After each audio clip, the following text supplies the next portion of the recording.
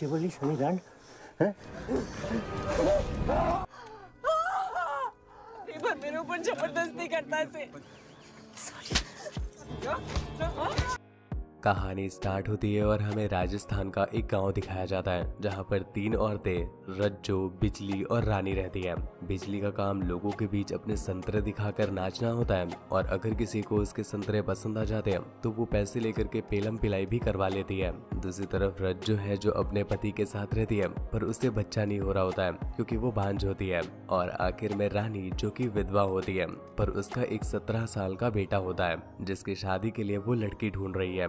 एक दिन वो कुछ लोगों के साथ लड़की देखने के लिए जाती है जहाँ पर उसे लड़की बहुत पसंद आ जाती है क्योंकि एक तो वो एज में बहुत छोटी होती है और दूसरा वो बहुत खूबसूरत भी होती है। तो रानी उसे देखते ही शादी के लिए हाँ कर देती है। पर यहाँ की प्रथा कुछ अलग होती है क्योंकि इस गाँव में लड़कियाँ बहुत कम होती है। तो इन्हें गुजिया चटाई के लिए अगर किसी लड़की की शादी करनी होती है तो लड़के वाले लड़की वालों को पैसा देते हैं, जिसके लिए रानी ने यहाँ पर 4 लाख रुपए दिए थे।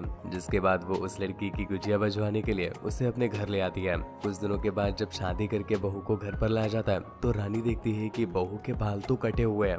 ये देख करके पूरे गांव में रानी के बेटे का मजाक बन जाता है और उसे लगता है कि ये सब कुछ उसकी मॉम ने जानबूझकर किया है। तो वो मन ही मन रानी से बदला लेने का डिसाइड कर लेता है। एक दिन रज्जो का बाबू दारू पी करके आता है और वो रज्जो की बहुत बजाता है। वो रज्जो की इतनी लेता है कि रज्जो को जगह जगह पर चोटें लग जाती है। और इन सब से परेशान होकर के जब वो रानी के पास जाती है तो वो उसकी चोटों पर दवाई लगाने लगती है। पर इतने समय के बाद रानी ने किसी के शरीर को छुआ था, उसकी कच्छी में बाढ़ आ जाती है और वो खुद पर कंट्रोल नहीं कर पाती। वो भी एक एक करके अपने कपड़े हटाने लगती है और ये दोनों वहीं पर कैंची से कैंची मिलाना चालू कर देते हैं। काफी देर तक गड्ढे से गड्ढा मिलाने के बाद एक दूसरे को चटाने पुछाने के बाद जब इनका कार्यक्रम समाप्त हो जाता है तो ये लोग बिजली के कैंप में जाते हैं। यहाँ पर बिजली रज्जो को सजेस्ट करती है कि वो उसे एक बाबा के पास लेकर जाएगी जिसके हथियार में बहुत ताकत है और वो अच्छे से अच्छे बांझ लड़की को भी बच्चा दे सकता है। ये बात सुनकर के रज्जो को बिलीव नहीं होता। उसे लगता है कि शायद बिजली उसकी बचवाने के लिए सब कुछ कर रही है, पर बिजली उसे विश्वास दिलाती है कि वो बांझ नहीं है, बल्कि मुझे तो ऐसा लगता है कि उसका पति बांझ है, इसी वजह से उसके दही में ताकत नहीं है, वरना अब तक तो भटूरा जाने कब बन जाता। रज्जो तो वैसे भी मन ही मन बच्चा चाहती ही थी, इसलिए वो बिजली की इस बात को मान जाती है। पर वहां पहुंचकर हमें पता चलता है कि वो बाबा तपस्वी नहीं बल्कि हवसी है।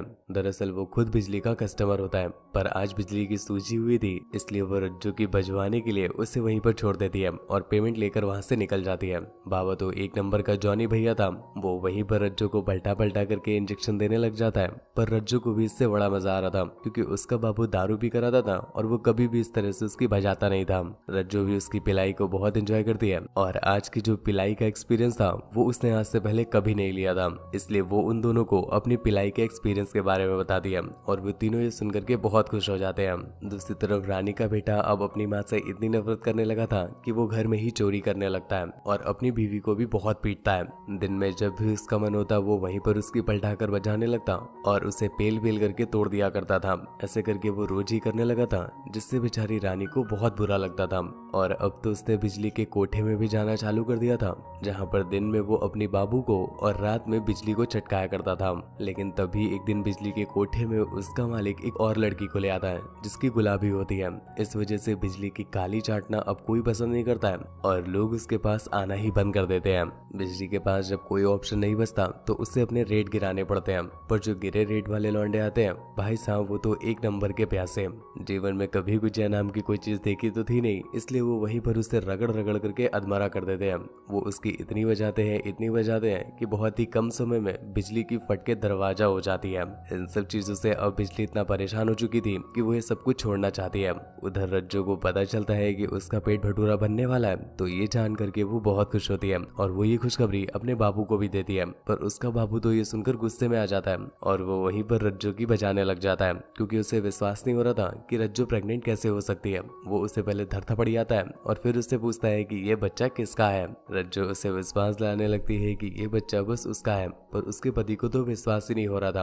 अब जाकर रज्जो को बात समझ में आती है कि बिजली सही कह रही थी, कमी रज्जो में नहीं बल्कि उसके बाबू में है। दरअसल उसके बाबू की ही बंदूक में इतनी दम नहीं थी कि वो एक बच्चा पैदा कर सके, इस वजह से हर बार पिलाई के बाद उनका बच्चा नहीं हो रहा था। पर बाबा की एक फायरिंग ने ही पूरा का पूरा छेद ही भेद दिया, इसलिए वो उसे बहुत पीटता है और आज तो वो उसकी फाड़ के गुफा करने वाला था। पर सही समय पर रानी वहां पर पहुंच जाती है और उनकी लड़ाई की वजह से उनका पति आग में गिर जाता है। रज्जो उसे बचाने की कोशिश तो करती है पर रानी उसे रोक लेती है क्योंकि वो अब इन सब चीजों से परेशान हो चुकी थी और रानी चाहती है कि अब उससे मर ही जाना चाहिए, कम से कम इससे रज्जो को फ्रीडम तो मिल जाएगी। बाहर दशहरा चल रहा होता है, इसलिए आवाज की वजह से किसी को पता ही नहीं चलता कि यहाँ पर रज्जो के पति के फड़वे लग रहे हैं। जिसके बाद ये तीनों निकल करके बिजली के पास पहुंचते हैं जहाँ पर बिजली की सूजी पड़ी थी।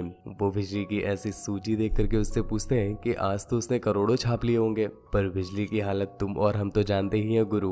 उसकी कंडीशन ऐसी आ गई है कि वो अब 300 रुपए में आके गिर गई है, इसलिए वो भी अब इस काम को नहीं करना चाहती है। इसलिए वो तीनों यहाँ से भागने का डिसाइड करते हैं और यहीं पर हम देख पाते हैं कि ये सारा प्लान रानी का होता है। रानी ने पहले ही अपना घर बेच दिया होता है और उससे जो उससे पैसे मिले होते हैं वो अपनी बहू को दे देती है क्योंकि उसकी बहू को पढ़ने लिखने का बहुत शौक होता है और उसकी बहू का एक बाबू भी होता है जो अक्सर उसकी लिया करता था।